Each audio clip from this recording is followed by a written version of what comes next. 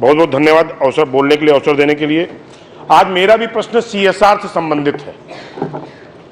प्रश्न लिखित में मेरे को जवाब आया है, परंतु कुछ व्यवहारिक लेकुना है उसमें। जो सबसे महत्वपूर्ण विषय है कि सीएसआर मद से राशि व्यय करने हेतु अप्रैल माह के प्रतिवर्ष राज्य निवेश प्रोत्साहन बोर्ड और जिला निवेश प्रोत्साहन बोर्ड की बैठक होना आवश्यक है।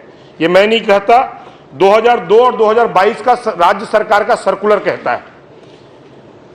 किन किन जनप्रतिनिधियों को वहां पर प्रश्नांकित करते हुए उनके मांग को समायोजित करने का प्रावधान भी उसमें स्पष्ट तौर पर उल्लेखित है।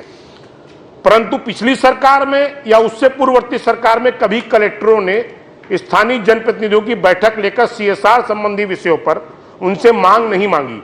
मैं इस पर माननीय मंत्री जी का जवाब चाहना चाहता हूं।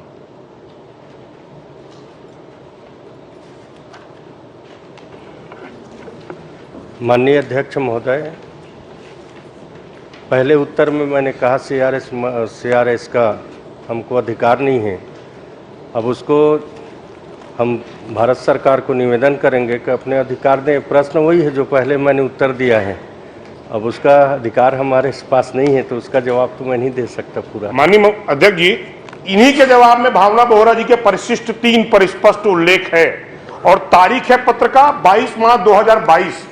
मनोज पिंगवा जी के द्वारा हस्ताक्षरित जवाब है और जिसमें लिखा गया है कि राज्य प्रोत्साहन बोर्ड और जिला प्रोत्साहन निवेश बोर्ड जो है उसमें कंडिका 2 के अधीन 3 में प्रत्येक वर्ष अप्रैल के प्रथम सप्ताह में सीएसआर कार्य हेतु कार्य योजना बनाई जाए। इस हेतु जिलों में कार्यरत कंपनियों के प्रतिनिधि सभी संबंधित हित साधकों और जनप्रतिनिधियों से समन्वय कर वित्तीय वर्ष हेतु एक कार्य योजना तैयार की जाए जिसमें सीएसआर मद में प्राप्त होने वाली राशि और प्रस्तावित कार्यों का विवरण प्रस्तुत किया जाना होना सुनिश्चित करें। यह पत्र कह रहा है आप ही की सरकार का और अधिकारी द्वारा जारी किया गया, और वो भी 2022 में। माननीय अध्यक्ष महोदय, 22 जनवरी 2021 में भारत सरकार ने सीएसआर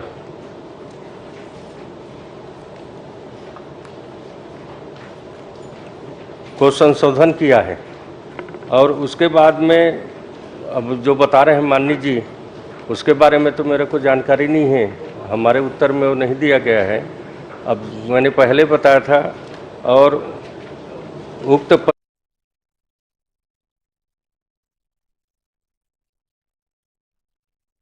अगर वो कंपनी पैसा देगा तब हमारे बोर्ड के माध्यम से उसको करेंगे, नहीं तो कंपनी को ही अधिकार दे दिया गया है कि आप उसको काम कर सकते हैं। वैसे उससे चल के जनप्रतिनिधि बातचीत करके बहुत सारे काम कराते हैं।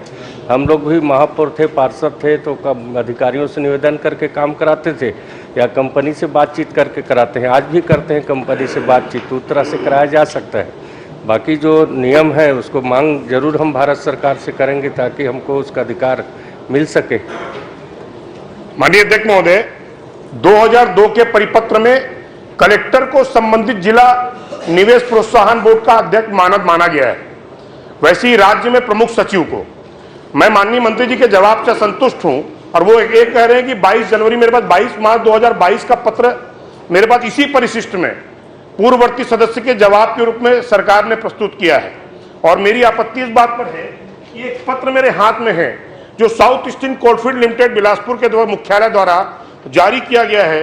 बस्तर, बीजापुर, कांकेर, महासमुंद, नारायणपुर। पत्र है 3/3/2019 का, जिसमें 79 करोड़ 82 लाख रुपीस सीएसआर मद में जारी किया गया है कार्य क्षेत्र के बाहर जाकर। तो क्या सिर्फ कलेक्टरों को बंदरबाट की व्यवस्था सरकार द्वारा सुनिश्चित की गई है या पूर्ववर्ती सरकार के माध्यम से बनी आ रही है? इस पर मैं जवाब जानना चाहता हूं।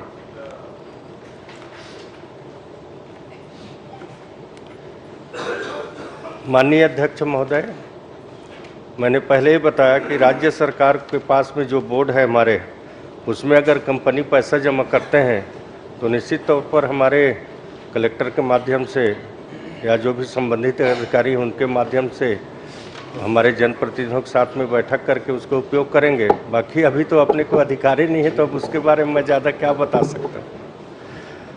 देखिए, मैं सिर्फ आपके माध्यम से मांग करना चाहता हूं कि आने वाले समय में जो पत्राचार के दृष्टांत का अभाव सरकार के पास, उसको पूर्ण किया जाए। कलेक्टर की अध्यक्षता में जो समिति बनी है वो जनप्रतिनिधियों से स्पष्ट तौर पर हर साल के अप्रैल में हमें राय ले और तब राशि वितरित सुनिश्चित की जाए। ये व्यवस्था अगर माननीय अध्यक्ष जी आपके माध्यम से मैं मांग करता हूं कि मुख्यमंत्री जी देना चाहेंगे क्या? पहले अपने को अधिकार मिल जाए तो उसके बाद में फिर गठन करेंगे। श्रीमती विद्यावती सिदार।